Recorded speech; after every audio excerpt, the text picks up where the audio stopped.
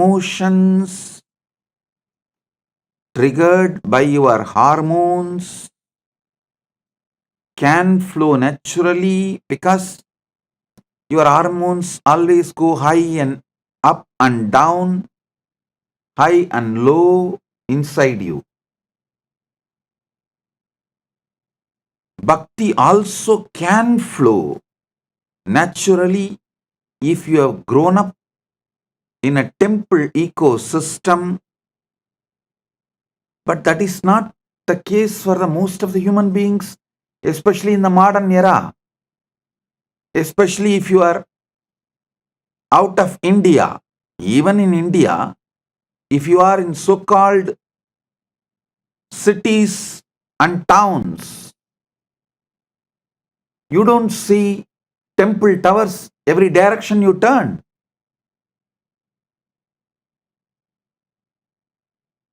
Ecosystems like Tiruvannamalai, Srirangam, Madurai, we can say any direction you turn, you only see temple tower. Kanchipuram, Kashi, Haridwar, Rameshwaram, we can say any direction we turn, our eyes fall on temple tower. Whether you want or not, early morning, you will listen to Devaram, Tiruvasakam, Suprabhadams. You will naturally get the curiosity to go to the temple, to learn the stories. So it gets into your system, it gets into your cognition, and your cognition direct your emotions. But that is not the case. At least I can say for 99% of the Hindus in the modern days. It's hardly less than 1% of the Hindus live in temple ecosystems. Then what is the way for Paramashiva Bhakti? You need to consciously build it. If you want to build the body, there are rules. Strength training has to be done. If you use your own body as a weight, do the strength training, it's called yoga. If you use external weights and do the strength training, it's called gym. But some form of strength training has to be done. Calorie deficit diet has to be done. Protein intake has to happen. Same way, to build bhakti,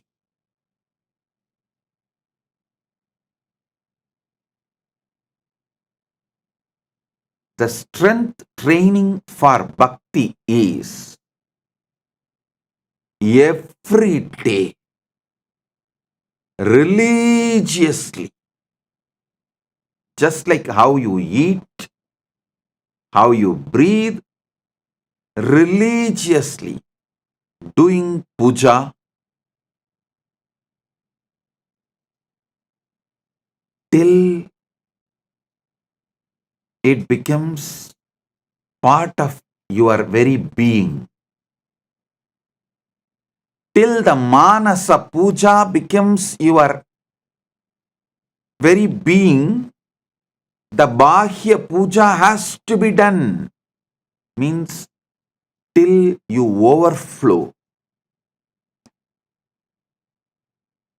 in super consciousness with the manasa puja, means mental worship. The external worship has to be performed. That is like a strength training for your bhakti. Second,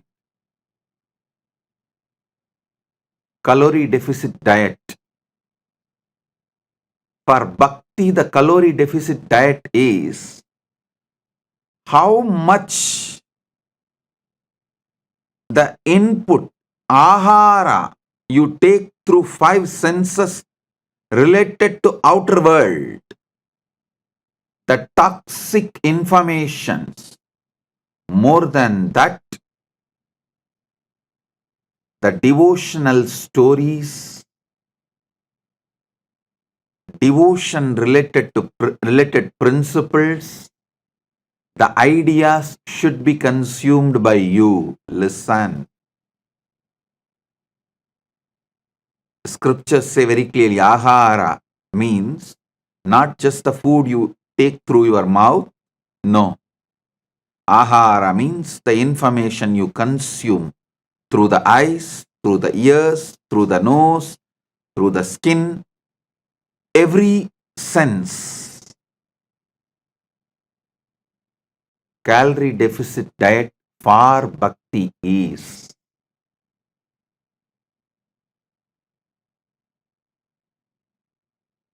devotion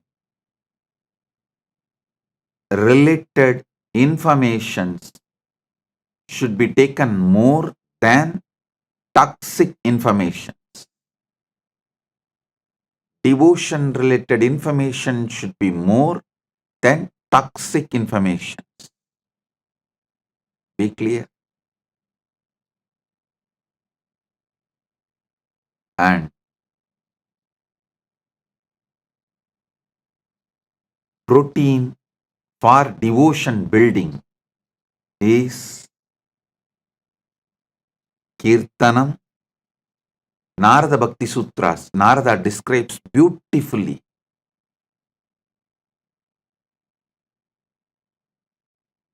24/7 living with God is protein intake for bhakti building.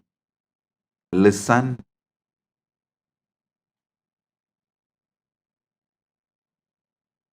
Build the body, do yoga, it will help you, protect you, support you when you can't do it.